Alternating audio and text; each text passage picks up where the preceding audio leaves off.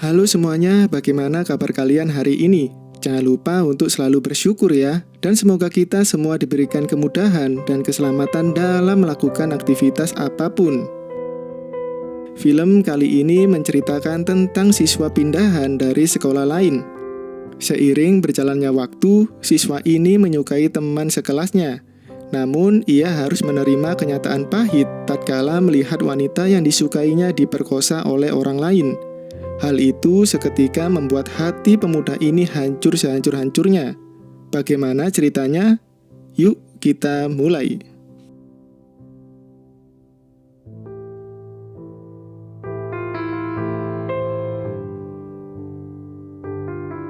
Film dibuka dengan memperlihatkan sebuah keluarga yang akan pindah ke suatu kota. Sang anak yang bernama Min-sik akan bersekolah di kota tersebut. Karena di sekolah sebelumnya, Min-sik pernah berkelahi dan akhirnya ia dikeluarkan. Keluarga Min-sik yang religius mencoba untuk membuka kembali gereja yang lama tidak dihampiri warga setempat. Keesokan harinya, sang ayah mengantarkan Min-sik ke sekolah. Beliau berpesan supaya Min-sik menjadi anak yang baik. Setibanya di sekolah, seperti biasa, Min-sik memperkenalkan dirinya di depan teman kelasnya. 수원에서 온 조민식이라고 해요. Hingga datang waktu istirahat, Min-sik melihat salah satu teman kelasnya sedang dibuli. Ia bernama Yojo. Yojo adalah siswi pendiam dan ia tidak mempunyai teman. Alasan ia diperlakukan seperti itu karena ada rumor mengatakan kalau ayah Yojo telah membunuh seseorang. Padahal tidak ada bukti ayah Yojo yang melakukannya. Tetapi semua orang telah mempercayai rumor tersebut. Setelah kejadian itu, Yojo dikucilkan oleh warga setempat, bahkan juga teman sekolahnya. 고개 좀 쳐들어라. Geng pembuli yang dipimpin oleh Taesu memperingatkan Min-sik untuk jangan mendekati Yojo, dan ia mengajak Min-sik untuk menjadi temannya. Sepulang sekolah, Min-sik terpaksa menjadi teman mereka, karena ia tidak mau membuat masalah lagi di sekolah barunya. Esoknya, saat sedang makan, perlakuan terhadap Yojo sangat berbeda dengan lainnya.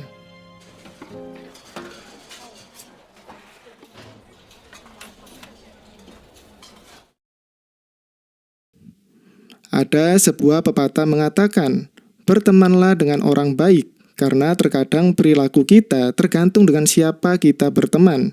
Inilah yang terjadi pada Min-sik. Ia disuruh temannya untuk mencuri uang di sebuah toko milik seorang kakek. Jika Min-sik ketahuan, maka hukumannya adalah mengantarkan Yojo pulang. Tentu awalnya Min-sik menolak, tapi ia tidak bisa karena Tae mengancam akan menyebarkan berita tentang perilaku Min-sik di sekolah sebelumnya. Singkat waktu, mereka tiba di toko tersebut. Terlihat kakek tua yang menjaga seorang diri. Ketika ada kesempatan, Min-sik langsung mengambil uangnya dan segera kabur. Si kakek mencoba mengejar, tetapi tiba-tiba dadanya sesak dan jatuh di jalan. Melihat itu, Min-sik tidak tega sebenarnya. Dan karena Min-sik gagal menjalankan misinya, akhirnya ia harus mengantarkan Yojo pulang. Meskipun ia merasa ragu, tetapi akhirnya Min-sik menggandeng tangan Yojo. Setibanya di rumah Yojo, Min-sik justru disambut baik oleh ayah Yojo dan menyuruhnya masuk untuk makan. Sedangkan temannya yang membuntuti Min-sik, mereka berjaga di luar rumah. Tidak lama kemudian jendela rumah Yojo dilempari batu. Min-sik yang merasa bersalah, ia meminta maaf ke Yojo dan segera membersihkan serpihan kaca tersebut. Keesokan harinya, Min-sik dan teman-temannya sedang bermain bola. Namun karena ia menyundul bolanya dengan keras, membuat bola itu terlempar ke dalam hutan. Ketika Min-sik mencari bolanya, ia melihat ada seekor kambing liar yang terjebak di sebuah lubang.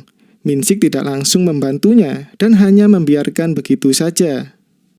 Lalu Min-sik pulang melewati toko kemarin. Ia berniat untuk meminta maaf. Namun toko tersebut tutup. Dan kebetulan dia berpas-pasan dengan Yojo. Sebagai permintaan maaf, Min-sik mengajak Yojo untuk makan.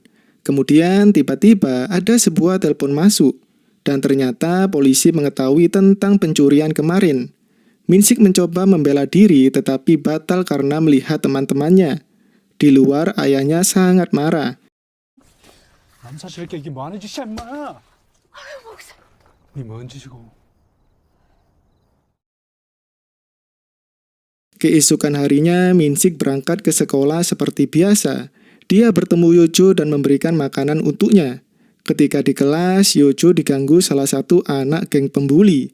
Ia mengambil makanan yang diberikan Minsik tadi dan menumpahkannya ke arah Yojo hingga membuat bajunya kotor. Minsik tidak bisa berbuat apa-apa dan hanya bisa melihat kejadian itu. Yojo merasa sedih karena sudah membiarkan orang lain mengambil makanan yang diberikan oleh Minsik.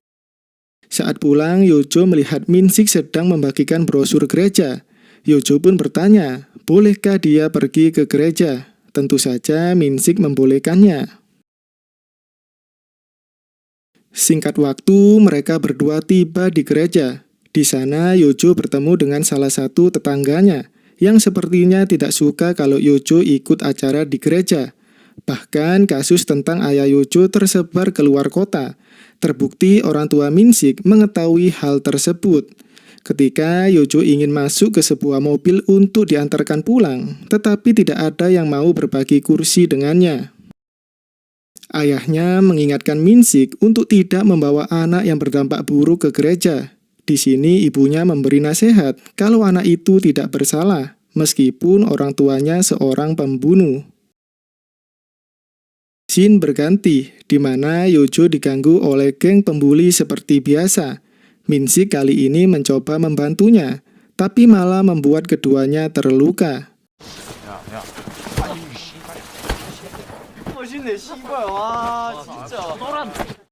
Lalu Minsik mengajak Yojo ke hutan.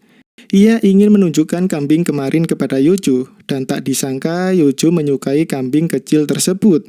Minsik segera mengambilnya untuk diberikan ke Yojo.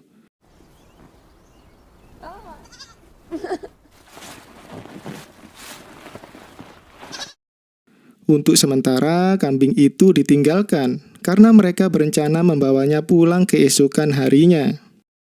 Ketika pulang, mereka melewati rumah seorang pria bernama Yonhee. Dan mereka melihat di kandangnya banyak terdapat kambing seperti yang mereka temui.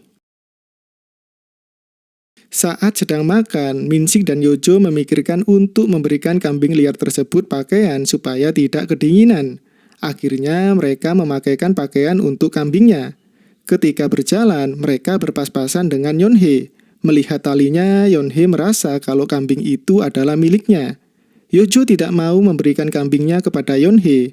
Ketika kambingnya akan diambil, Minsik mengatakan kalau dia akan membelinya dan akan membawakan uangnya besok. Yonhee pun setuju dengan keputusan tersebut. Malamnya di sebuah halte, Minsik mengatakan kalau ia percaya ke Yojo. Ia percaya kalau ayah Yojo bukan seorang pembunuh. Ia juga berjanji akan menemukan pelaku utamanya. Mendengar itu, hati Yojo seketika tersentuh. Melihat perlakuan Minsik terhadapnya, mulai saat itu Yojo menyukai Minsik, dan ia rela pergi ke sebuah salon untuk merubah penampilannya. Di tempat lain, Minsik yang tidak mempunyai uang untuk menebus si kambing, ia nekat mencuri uang di gereja. Esok hari ketika di sekolah, penampilan baru Yojo membuat Minsik makin menyukainya. Pandangan matanya terus melihat ke arah Yojo. Tetapi momen romantis tersebut tidak bertahan lama, karena geng pembuli datang mengganggu Yojo dan mengacak-acak rambut barunya. Minsik tentu tidak tinggal diam. 그만해라. 안내. 누가 이래 꾸미고 다니라 카대 이 씨발려나. 어허. 너 존나 뻔뻔하네 미친년. 씨발려나.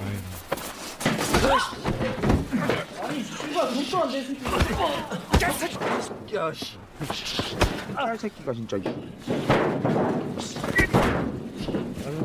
Minsik pun kalah, karena melawan 3 orang.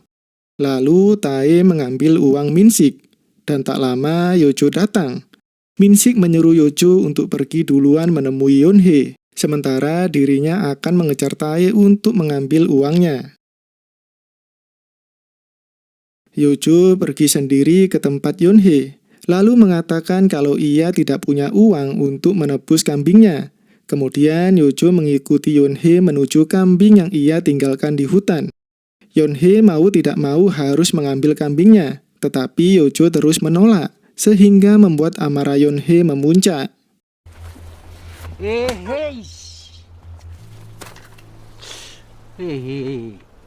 Melihat wajah cantik Yojo membuat Yonhee tidak bisa menahan nafsunya.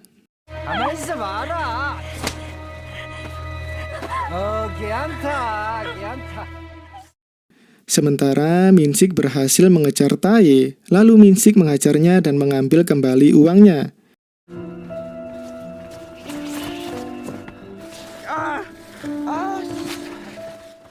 Minsik langsung berlari ke rumah Yonhee, tetapi tidak ada siapa-siapa di sana. Lalu ia pergi ke hutan tempat kambing itu berada. Di sana ia tidak percaya dengan apa yang dilihatnya, melihat orang yang disukai sedang diperkosa oleh orang lain. Minsik hanya melihatnya, lalu berlari pergi. Yojo yang melihat Minsik hanya bisa menangis pilu. Esoknya, Yojo melihat Minsik tidak masuk sekolah, dan saat di rumah, Yojo terus memeluk kambingnya, dan juga merasa bersalah terhadap Minsik. Kemudian, ia memutuskan untuk menemui Minsik di gereja. Tetapi saat di dalam, ia diusir, karena Yojo membawa kambingnya masuk juga. Yojo melihat Minsik dan berharap Minsik mau membantunya. Tetapi Minsik sudah tidak peduli lagi dengannya.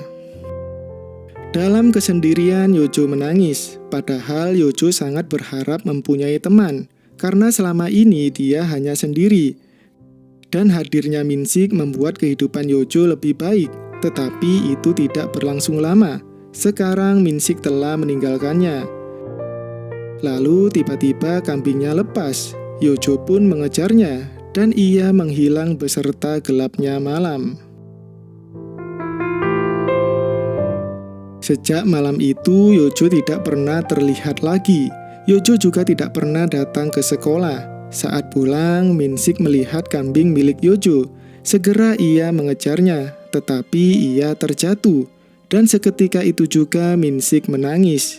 Lalu film pun berakhir.